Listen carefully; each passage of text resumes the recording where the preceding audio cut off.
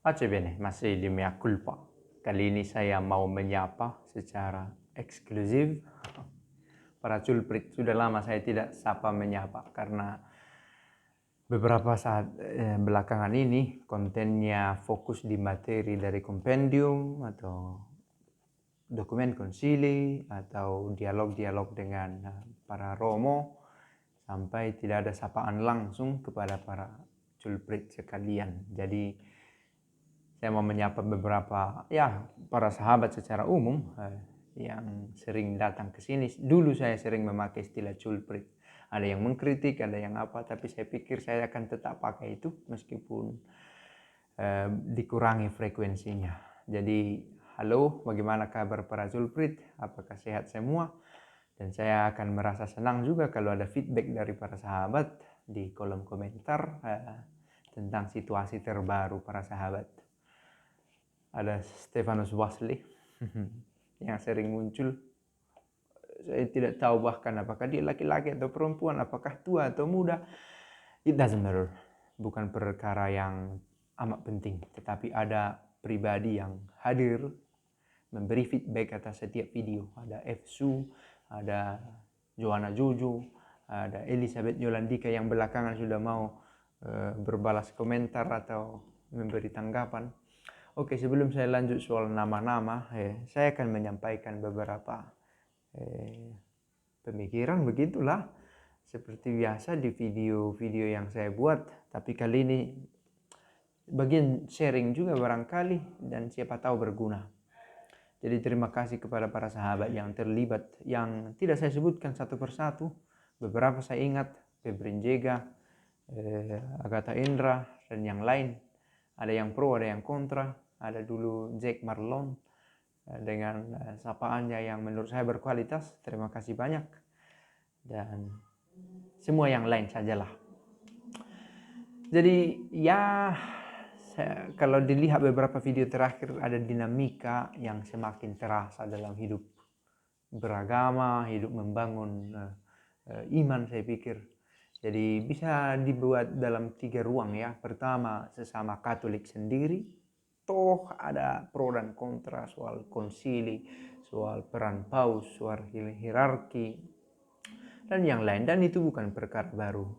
Tidak ada sesuatu yang benar-benar baru di bawah matahari katanya. Dan pro dan kontra di antara sesama umat, saya pikir itu positif. Itu berarti gereja itu tetap hidup. Ada geliat, ada kerinduan untuk semakin dalam dan mengenal gereja.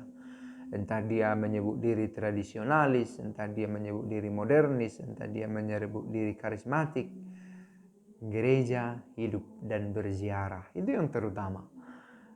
Bahwa ada selera yang berbeda-beda, ya de gustibus non disputandum est.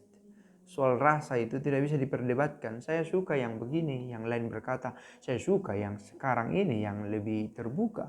Yang satu berkata oh saya suka yang berbahasa Latin, dan yang lain. Varietas delectat. Yang beragam-ragam itu menyenangkan. Yang pasti jangan pergi, jangan berpaling. Itu dengan sesama yang Katolik.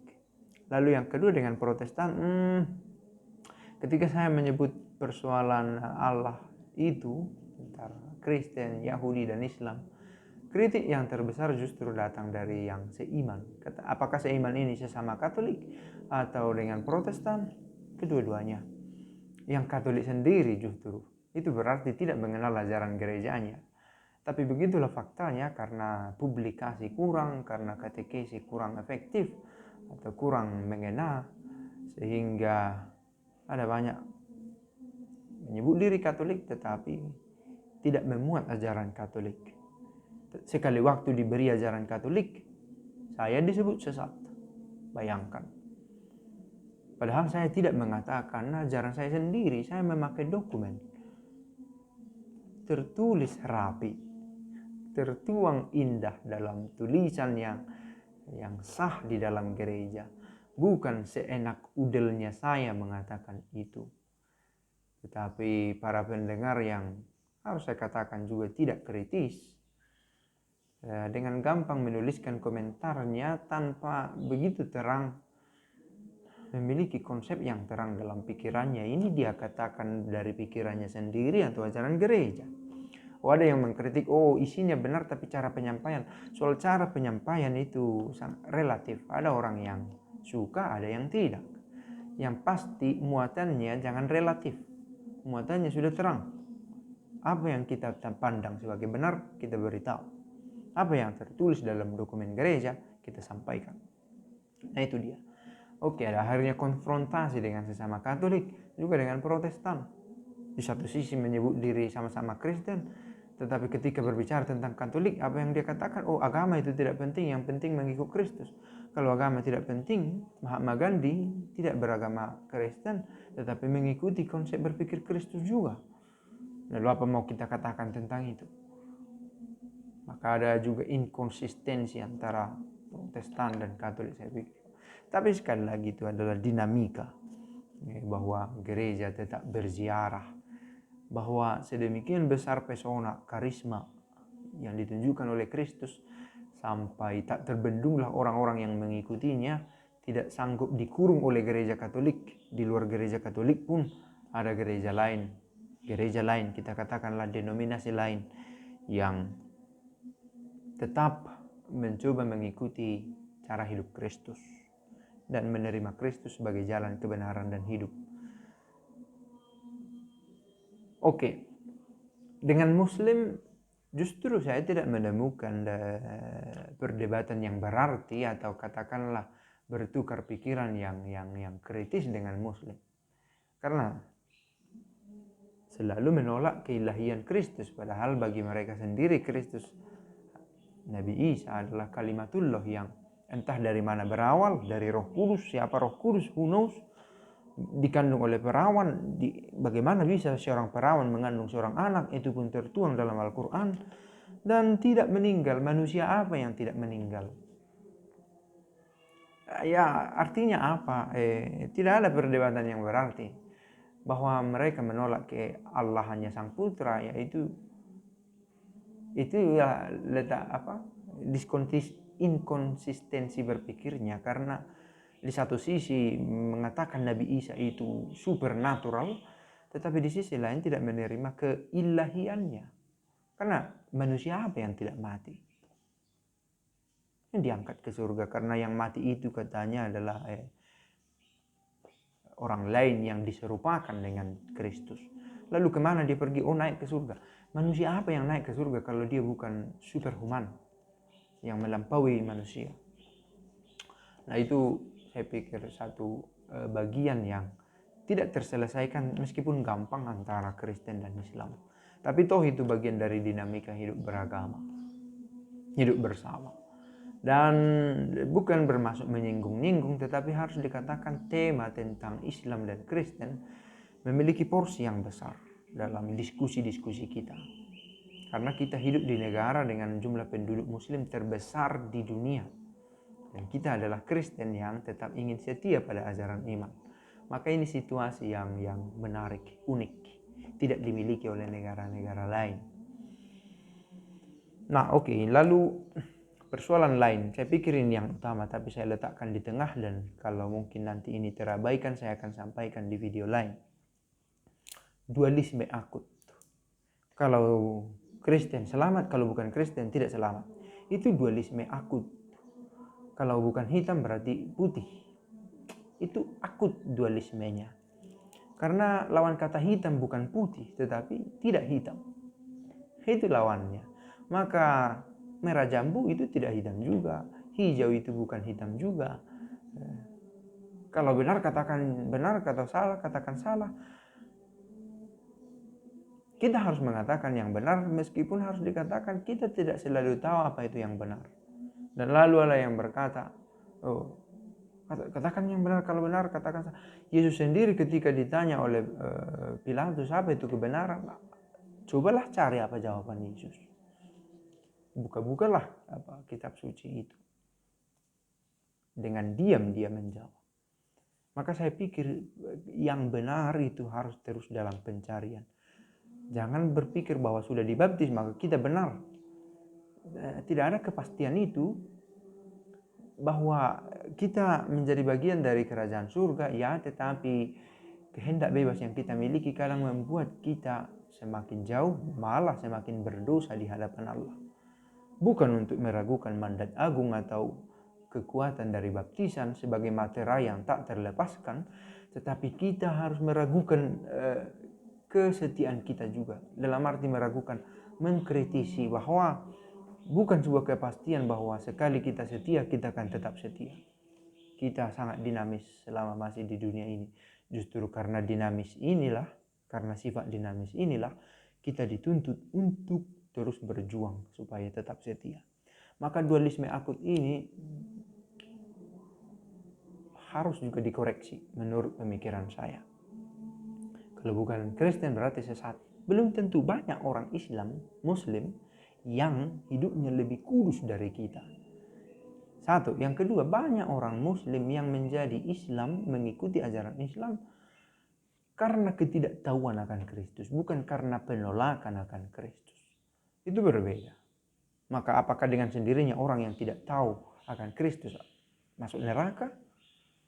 Orang yang mengikuti aliran dualisme akut akan berkata ya, karena tidak dibaptis. Katakanlah ada orang Indian di pedalaman sana, dia punya kerinduan mencari yang ilahi, mencari cinta, tetapi tak seorang pun mengajarkan Kristus kepadanya. Masuk nerakakah dia? Akal sehat kita berkata dan iman kita berkata, oh pasti Allah melihat kebaikannya. Tetapi orang yang menganut dualisme akut akan berkata, ya, karena tidak dibaptis, tidak Kristen. Itu satu dualisme yang akut dan membuat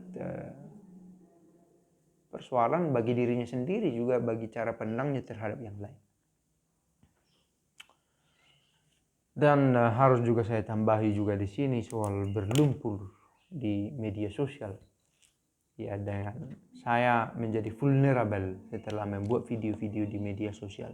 Dan saya tidak mengambil zona nyaman dengan hanya membagikan sabda-sabda yang menyenangkan hati, yang membebaskan dari rasa sakit, yang menyelamatkan diri dari tekanan-tekanan hidup, yang memberi opium kepada orang yang menderita karena kemiskinan. Perkataan-perkataan seperti itu disenangi, memberi penghiburan kepada yang berduka cita, memberikan rasa tawa, gembira kepada orang yang menangis. Tetapi kita juga perlu mengkritisi supaya kekristenan semakin teruji. Boleh dikatakan begitu. Dan ya, saya mendapatkan hujatan-hujatan juga, kritik-kritik yang kadang apakah mereka menuliskan kritik ini dengan sadar atau tidak, ya saya berpikir begitu. Maka ya, tidak gampang untuk berlumpur di media sosial ini. Dengan gampang orang berkata, oh lu tidak cocok jadi frater, oh kamu itu tidak cocok menjadi diakon. Saya pikir itu satu ujian yang menarik. Saya katakanlah kata menarik, menyerang saya secara pribadi. Dan itu pelajaran berharga, karena di dunia nyata saya tidak selalu mendapatkan itu. Lihatlah, kadang kritiknya tidak masuk di akal menurut saya. Ketika saya membuat video dengan sambil minum, oh itu deadly sin. What the hell? Orang akan berkata begitu, tapi ya saya juga secara spontan berkata begitu. Ada orang sangat teoritis berpikir sampai-sampai tidak melihat realita. Minum lalu menyangkut pautkan itu soal etika. Itu bukan etika, itu etiket. Dan etiket itu relatif. Etika itu menyangkut konsep-konsep umum, filosofis. Tetapi etiket itu menyangkut kultural partikular. Apa artinya? Di mana kamu berdiri, di situ etiket berlaku. Ada orang yang gampang berciuman di depan umum, tidak soal di beberapa tempat, tapi jangan di tempat kita. Nah, itu soal etiket, bukan soal etika. Ini saya minum, cara berbicara, lalu dikatakan itu soal etika. Tidak, itu etiket. Nah, itu pun tidak diketahui, tetapi sudah memberi kritik. Tapi saya pikir itu bagian dari dinamika itu tadi. Selalu kita dalam proses pembelajaran. Nah, dan yang lain juga pantas juga saya bagikan ini soal betapa berisikonya berbicara soal iman di hadapan publik seperti ini. Saya selalu berpikir ini pun penting, tetapi mungkin karena letaknya agak jauh dari awal video, orang tidak akan tonton.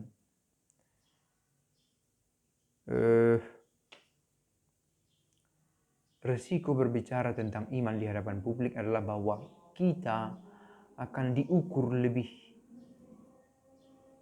ketat dari orang lain. Misalnya saya suatu waktu berbuat yang keliru, menyesal saya pernah menontonmu. Saya sudah mengenalmu. Menjadi jijik saya melihatmu.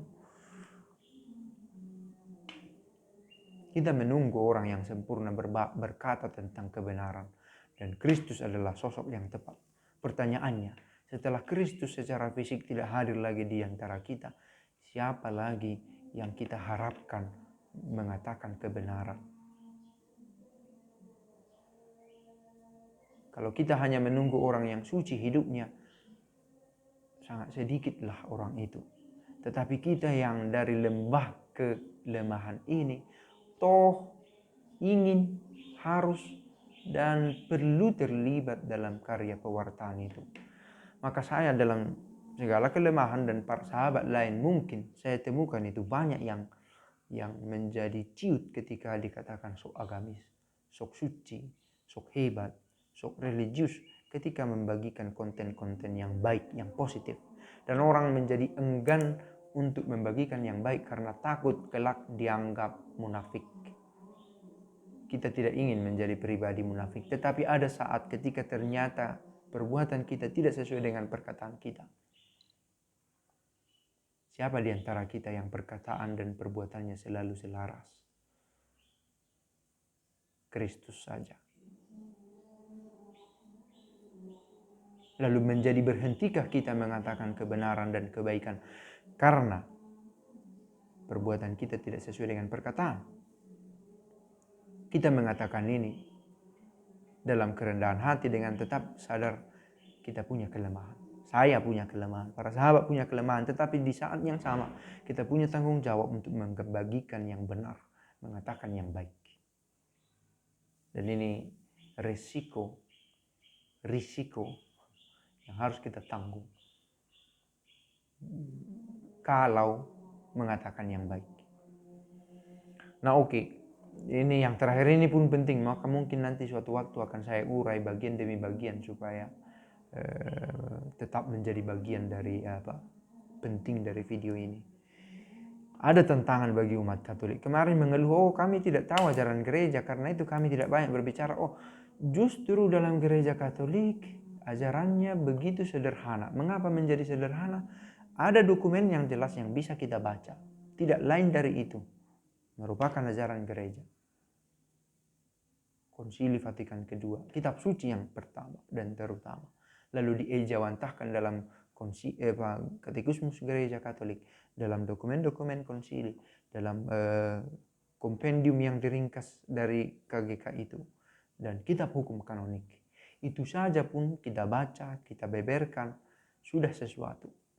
Diperdebatkan, diinterpretasi di sana sini, itu bagian dari dinamika. Pertanda gereja itu tetap hidup dan berjuang dari waktu ke waktu. Nah itu saya pikir hal penting tentang tantangan bagi umat Katolik untuk ikut serta mewarta. Saya sudah babak belur di video-video, tapi kadang saya menjadi emosional, temperamental menghadapi komentar-komentar negatif, dan si malakama tidak dibalas, membiarkan kesalahan dibalas, dikatakan kamu seorang calon imam tidak pantas berkata begitu, dan serba sulit. Dan dalam situasi seperti ini, umat beriman awam memiliki ruang untuk ikut mewarta, tidak membiarkan saya sendirian. Tapi saya pikir ini nanti akan saya angkat menjadi satu topik khusus di satu video. Saya pikir cukup begitu saja dulu video ini. Mungkin akan saya beri judul unek-unek, sekaligus menyapa para sahabat. Pace bene.